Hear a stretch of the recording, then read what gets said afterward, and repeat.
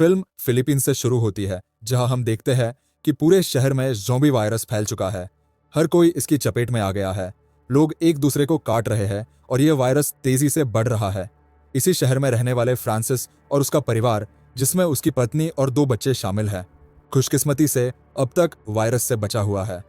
Francis अपने परिवार को लेकर अपने गांव जाने का फैसला करता है, क्योंकि उनका मानना था कि ज़ॉम्बी वायरस केवल शहर में फैला है और गांव अब तक सुरक्षित होगा। गांव में पहुंचने के बाद फ्रांसिस अपने माता पिता के पुराने घर में जाता है। जैसे ही वह अपने पिता के कमरे में पहुंचता है, उसके होश उड़ जाते हैं, क्योंकि उसके पिता ने खुद को बंदूक से गोली मारकर अपनी जान ले ली थी। वे ज़ॉम्बी बन चुके थे और इससे बचने के लिए उन्होंने आत्महत्या कर ली। फ्रांसिस को इस घटना से गहरा दुख होता है। वह अपने पिता की बंदूक अपने पास रख लेता है। जब फ्रांसिस कमरे से बाहर आता है तो देखता है कि उसकी मां खून में सनी हुई है और अब ज़ॉम्बी बन चुकी है। वह जमीन पर रेंगते हुए फ्रांसिस की ओर बढ़ रही है ताकि उसे काट कर ज़ॉम्बी बना सके। यह देखकर फ्रांसिस का दिल टूट जाता है, लेकिन वह मजबूर होकर अपनी मां को गोली मार देता है। इसके बाद वह अपने माता पिता की लाशों को दफनाता है ताकि उनकी आत्मा को शांति मिल सके। फ्रांसिस अपने परिवार को समझाता है कि उन्हें गांव में ही रहना चाहिए, क्योंकि बाहर बहुत खतरा है। वह उन्हें बताता है कि गांव में खाने के लिए अनाज और पानी का भी इंतजाम है। उसकी बात पर सभी सहमत हो जाते हैं, लेकिन हम देखते हैं कि फ्रांसिस और उसकी पत्नी आयरिस के बीच तनाव है। ऐसा लगता है कि उनका कोई बड़ा झगड़ा हुआ है, क्योंकि वे आपस में बात नहीं करते। फ्रांसिस अपने परिवार के साथ स्टोर रूम में जरूरी सामान लेने जाता है। वहां पहुंचने पर वे देखते हैं कि केयरटेकर की लाश लटकी हुई है। उसने ज़ॉम्बी बनने से बचने के लिए खुद को फांसी पर लटका दिया था। वहां कुछ मुर्गियां भी थी जो पिंजरे में बंद थी। फ्रांसिस अपने बड़े बेटे से कहता है कि केयरटेकर की जेब से चाबियां निकालो और मुर्गियों को मेरे पास लाओ। उसका बेटा डरता है, लेकिन फ्रांसिस उसे कहता है कि डरने का समय नहीं है, बल्कि इसे अपनी ट्रेनिंग समझो। लड़का डरते डरते केयरटेकर की लाश से चाबियां निकालने की कोशिश करता है, लेकिन तभी लाश उसके ऊपर गिर जाती है। वह घबरा जाता है और उसके कपड़ों पर खून लग जाता है। वह तुरंत पंप के पास जाकर खून साफ करता है। यह देखकर आयरिस को गुस्सा आ जाता है। वह फ्रांसिस से कहती है कि तुम बच्चे को यह सब अभी क्यों सिखा रहे हो।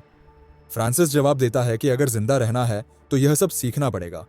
यहां हमें दिखाया गया है कि फ्रांसिस अपने छोटे बेटे को बड़े बेटे की तुलना में ज्यादा प्यार करता है और बड़े बेटे पर ध्यान नहीं देता। ऐसा क्यों है, इसका जवाब हमें आगे पता चलेगा। शाम को फ्रांसिस और आयरिस बेसमेंट में जाते हैं। वहां फ्रांसिस घबरा जाता है, क्योंकि बचपन में उसके पिता उसे छोटी छोटी गलतियों पर बहुत मारते थे और बेसमेंट में बंद कर देते थे। वहां जाने से उसकी पुरानी यादें ताज़ा हो जाती हैं। आयरिस उसे शांत करती है और कहती है कि डरने की जरूरत नहीं है। रात को फ्रांसिस को अपने पिता के डरावने सपने आते हैं, जिसमें वे उसे बुरी तरह मार रहे होते हैं। अगले दिन फ्रांसिस आयरिस से कहता है कि हम इस घर में नहीं रुक सकते। ये जगह उसे डरावनी यादों की वजह से परेशान करती है। इस वजह से वह अपने परिवार को सुरक्षित कैंप में ले जाने का फैसला करता है।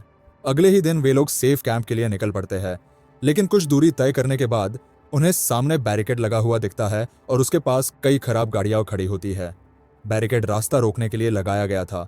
आयरिस गाड़ी से उतरकर बैरिकेड हटाने जाती है, तभी एक डरावना ज़ॉम्बी आकर उस पर हमला करने की कोशिश करता है। यह देखकर फ्रांसिस तुरंत गन लेकर बाहर आता है और ज़ॉम्बी को गोली मारकर खत्म कर देता है। लेकिन गोली की आवाज से वहां कई और ज़ॉम्बी आ जाते हैं, जिनसे बचने के लिए वे लोग गाड़ी में छिप जाते हैं। फिर फ्रांसिस एक बम बाहर फेंककर सभी ज़ॉम्बीज को उड़ा देता है। हालांकि अब उनकी वैन खराब हो चुकी थी, इसलिए उन्हें पैदल ही चलना पड़ता है और वे वापस गांव लौट आते हैं।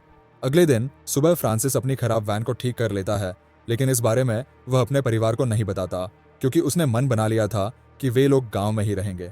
वह सोचता है कि गांव में उसे सिर्फ बुरे सपने ही परेशान करेंगे, लेकिन ये ज़ॉम्बीज नहीं। इसलिए वह घर को अच्छे से ठीक करता है और लाइट्स आदि लगाता है। फिर अपने परिवार के साथ डांस करने लगता है ताकि सब एंजॉय कर सके। इसके बाद फ्रांसिस के दोनों बेटे पुरानी तस्वीरें देखने लगते हैं। उन तस्वीरों में फ्रांसिस के भाई की भी एक फोटो होती है। छोटा बेटा बड़े भाई से कहता है, भैया, क्या आपने देखा कि आप पापा के भाई जैसे दिखते हैं, न कि पापा जैसे। यह सुनकर बड़े भाई के होश उड़ जाते हैं, क्योंकि अब जाकर उसे समझ आता है कि पापा उससे इतना नाराज क्यों रहते हैं। उसे पता चल चुका था कि वह उनके भाई का बेटा है, न कि उनका। दरअसल फ्रांसिस के भाई का आयरिस के साथ संबंध था, जिससे बड़ा बेटा पैदा हुआ था। इसके बावजूद फ्रांसिस ने आयरिस को माफ कर दिया और दोनों बच्चों को अपना लिया। लेकिन क्योंकि बड़ा बेटा उसका असली बेटा नहीं था, फ्रांसिस कभी कभी उस पर गुस्सा निकालता था। हालांकि उसका मकसद बच्चे को तकलीफ पहुंचाना नहीं था। वह खुद को समझाता था कि यह बच्चा निर्दोष है और उसे भी पिता के प्यार की जरूरत है। एक दिन फ्रांसिस को एक कुत्ते ने काट लिया। आयरिस उसकी पट्टी करती है और डॉक्टर के पास जाने की सलाह देती है, लेकिन फ्रांसिस कहता है कि यह पालतू कुत्ता था और इससे कोई इन्फेक्शन नहीं होगा। फ्रांसिस का बड़ा बेटा उससे कहता है, पापा मैं भी अपनी फैमिली के लिए कुछ करना चाहता हूँ। फ्रांसिस उसे गन देकर शूट करने को कहता है ताकि वह डर को खत्म कर सके। हालांकि आयरिस कहती है कि बच्चा अभी इसके लिए तैयार नहीं है। फिर भी गन की आवाज सुनकर जॉम्बीज आ जाते हैं और वे घर भागते हैं। तभी एक बड़ी गाड़ी आती है और जॉम्बीज का ध्यान भटकाकर उन्हें बचाती है। फ्रांसिस गाड़ी को पहचान जाता है। ये उसी भाई की गाड़ी थी जिसके कारण उसकी जिंदगी में उथल पुथल हुई थी। अगले दिन वह अपने भाई से मिलने जाता है गुस्से में। फ्रांसिस बहुत गुस्से में था। उसका भाई कहता है, शांत हो जाओ भाई, मैं तो बस ये देखने आया था कि मम्मी पापा ठीक है या नहीं। फ्रांसिस जवाब देता है, वे तो कब के मर चुके हैं, और गन दिखाते हुए कहता है, तुम्हारा अब यहाँ कोई काम नहीं है, अभी तुरंत निकल जाओ नहीं तो मैं तुम्हारे सिर में गोली मार दूंगा। समझ गए? भाई कहता है, अरे भाई मैं यहाँ रहने नहीं आया हूँ। फिर वह उसे एक नक्शा देते हुए कहता है, सुना है पहाड़ के पास एक कैंप है, ये वहीं जाने का नक्शा है, अगर जाना हो तो वहां चले जाना, मैं भी वहीं जा रहा हूँ, शायद तुम्हारी जान बच जाए। इतना कहकर वह अपनी गाड़ी में बैठता है और वहां से चला जाता है। फ्रांसिस अपने भाई की मदद नहीं लेना चाहता था, इसलिए वह नक्शा जलाने लगता है, लेकिन अचानक रुक जाता है और सोचता है, क्या पता यह नक्शा किसी मुश्किल समय में काम आ जाए। यह सोचकर वह नक्शा अपने पास रख लेता है। घर वापस आकर वह खिड़कियों पर लकड़ियां लगा देता है ताकि जॉम्बीज अंदर ना आ सके। अब उनका छोटा बेटा खेलते हुए बेसमेंट में चला जाता है। वहां उसे खिड़की से एक बूढ़ा जॉम्बी दिखता है, जिसे देखकर उसकी हालत खराब हो जाती है। तभी आयरिस उसे संभालते हुए कहती है, बेटा यह बूढ़ा और कमजोर जॉम्बी है, इससे डरने की कोई जरूरत नहीं। फ्रांसिस ने उनकी यह बात सुन ली थी, इसलिए वह उस जॉम्बी के पास जाकर उसका सिर शरीर से अलग कर देता है। अब जब फ्रांसिस नहाने के लिए जाने वाला होता है, तभी उसका बड़ा बेटा वहां आकर नक्शा देख लेता है, लेकिन इससे पहले कि वह कुछ करे, फ्रांसिस उसे डांट कर वहां से भगा देता है। फ्रांसिस की बातों से यह अंदाजा लगाया जा सकता है कि उसका मानसिक संतुलन धीरे धीरे बिगड़ता जा रहा है। रात को जब सभी खाना खा रहे होते हैं, बड़ा बेटा अपनी माँ से कह देता है, डैड के पास एक नक्शा है। यह सुनकर आयरिस फ्रांसिस से पूछती है, क्या यह बात सच है? तुम्हारे पास नक्शा है या ऐसी कोई चीज? फ्रांसिस साफ मना कर देता है, नहीं मेरे पास ऐसा कुछ नहीं है, उसे कोई गलतफहमी हुई होगी। इसके बाद वह अपने बच्चों को बताता है, जानते हो तुम्हारी माँ यहाँ से क्यों जाना चाहती है? क्योंकि वह मेरे भाई के पास जाना चाहती है। उसका मेरे भाई के साथ चक्कर था। कुछ महीने पहले वह तुम दोनों को छोड़कर चली जाती, लेकिन वायरस की वजह से नहीं जा पाई। यह सुनकर दोनों बच्चे चौंक कर आयरिस से पूछते हैं, मम्मी क्या यह सच है? आयरिस कहती है, हाँ मैं वहां जाना चाहती थी।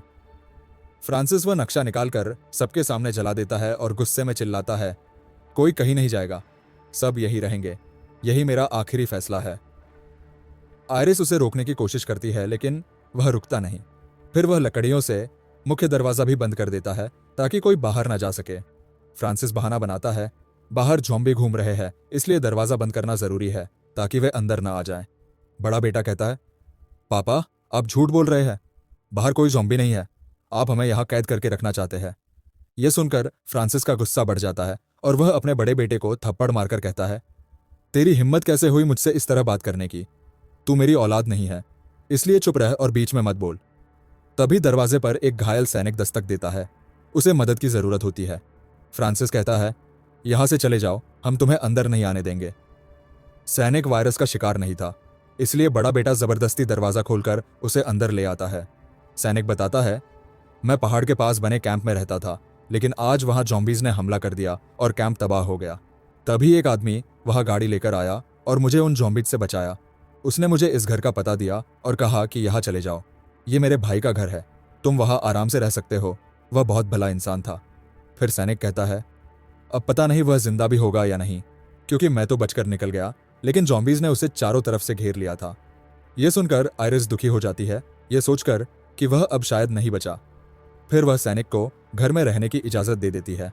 फ्रांसिस कहता है, तुम यहां रह सकते हो, लेकिन बेसमेंट में रहोगे ताकि तुम मेरी फैमिली से दूर रहो। सैनिक इसके लिए मान जाता है। रात को बड़ा बेटा आयरिस के पास जाकर रोते हुए कहता है, मम्मी मुझे पता है कि मैं फ्रांसिस का असली बेटा नहीं हूं, इसलिए वह मुझसे प्यार नहीं करते, लेकिन मैं तो फ्रांसिस और सबसे प्यार करता हूं। मैं अपनी फैमिली समझता हूं। अब मुझे लगता है कि कहीं ना कहीं बाहर एक सुरक्षित जगह जरूर होगी जहां हम आराम से रह सकते हैं। प्लीज मम्मी, मुझे बाहर जाने की इजाजत दे दीजिए। आयरिस का बेटा उससे कहता है, मम्मी मुझे बाहर जाने दो ताकि मैं अपनी फैमिली को सुरक्षित रख सकूं। शुरुआत में आयरिस मना कर देती है, लेकिन जब बेटा बार बार जिद करता है तो वह मान जाती है। बेटा घर से भाग जाता है। अगली सुबह फ्रांसिस बड़े बेटे को घर में नहीं पाता। वह उसे हर जगह ढूंढने लगता है। जब वह मुख्य दरवाजा खुला हुआ पाता है तो समझ जाता है कि बेटा भाग चुका है। यह देखकर फ्रांसिस का गुस्सा और बढ़ जाता है। वह हथौड़ा उठाकर घायल सैनिक पर वार करता है और उसकी जान ले लेता है। इसके बाद वह आयरिस पर हमला कर उसे बेहोश कर देता है। जब आयरिस की आंख खुलती है तो वह खुद को और छोटे बेटे को बेसमेंट में बंद पाती है। फ्रांसिस ने दोनों को बंद कर दिया था। उसी समय फ्रांसिस को वह कुत्ता दिखाई देता है जिसने उसे काटा था। वह उसे पकड़कर मार देता है और उसका मांस खाने के लिए बेसमेंट में लाता है। जब आयरिस खाने से मना करती है तो फ्रांसिस गुस्से में प्लेट पटक देता है। प्लेट में रखा चाकू नीचे गिर जाता है। आयरिस सोचती है कि चाकू की मदद से वह खुद को आजाद कर सकती है, लेकिन फ्रांसिस चाकू देख लेता है और उसे अपने पास रख लेता है। एक बार फिर वह दोनों को बेसमेंट में बंद कर देता है। आयरिस एक योजना बनाती है। वह बेटे से कहती है कि वह जोर से चीखे। बेटे की चीख सुनकर फ्रांसिस बेसमेंट में आ जाता है। जैसे ही वह आता है, आयरिस उस पर हमला कर देती है। वह बेटे को लेकर बेसमेंट से बाहर आ जाती है और फ्रांसिस को वहीं बंद कर देती है। बंद होने पर फ्रांसिस को अपने पिता की यादें सताने लगती है। वह डर जाता है क्योंकि उसके पिता भी उस पर अत्याचार करते थे। जब आयरिस और उसका बेटा बेसमेंट से बाहर आते हैं तभी फ्रांसिस का भाई वहां पहुंचता है। वह जॉम्बी बन चुका था। वह आयरिस और बेटे पर हमला करता है। वे जान बचाकर भागते हैं, लेकिन वह आयरिस को पकड़ लेता है। भाई की आवाज सुनकर फ्रांसिस को गुस्सा आ जाता है। वह बेसमेंट का दरवाजा तोड़कर बाहर आता है। वह अपने भाई को मार गिराता है। उसी समय उनका छोटा बेटा रोता हुआ आता है। फ्रांसिस के भाई ने उसके हाथ पर काट लिया था। यह देखकर आयरिस डर जाती है कि बेटा भी जॉम्बी बन जाएगा। वह हिम्मत कर बेटे का वह हाथ काट देती है ताकि वायरस न फैले। आयरिस फ्रांसिस से कहती है, जल्दी वैन लेकर आओ, हमें उसे अस्पताल ले जाना है। फ्रांसिस तुरंत वैन लेने भागता है, लेकिन बाहर उसका बड़ा बेटा बंदूक लिए खड़ा होता है। वह फ्रांसिस को खून में लथपथ देखकर समझता है कि उसने मां को मार डाला है। गुस्से में वह फ्रांसिस पर गोली चला देता है। जब वह फ्रांसिस के पास आता है तो फ्रांसिस उसके गाल पर हाथ फेरते हुए कहता है, बेटा, मैंने हमेशा तुम्हें अपना बेटा माना। अगर मैंने तुम्हें कभी दुख पहुंचाया हो तो मुझे माफ कर देना। फ्रांसिस की बात सुनकर बेटे को अपनी गलती का एहसास होता है। वह कहता है, डैड, मुझे माफ कर दीजिए, यह मुझसे गलती से हो गया। लेकिन फ्रांसिस कुछ नहीं बोलता क्योंकि वह मर चुका होता है। फ्रांसिस की मौत से बेटा टूट जाता है। वह वैन लेकर घर की तरफ जाता है। घर पर आयरिस फ्रांसिस के आने का इंतजार कर रही होती है। उसे नहीं पता कि फ्रांसिस मर चुका है। अब न फ्रांसिस बचा था न उसका भाई। परिवार की पूरी जिम्मेदारी आयरिस पर आ गई थी। उसे अकेले ही अपने बच्चों को पालना था। फिल्म की यह दुखद कहानी यही खत्म होती है। आयरिस और बच्चे वायरस से तो बच गए, लेकिन उनकी जिंदगी में बहुत कुछ बदल गया।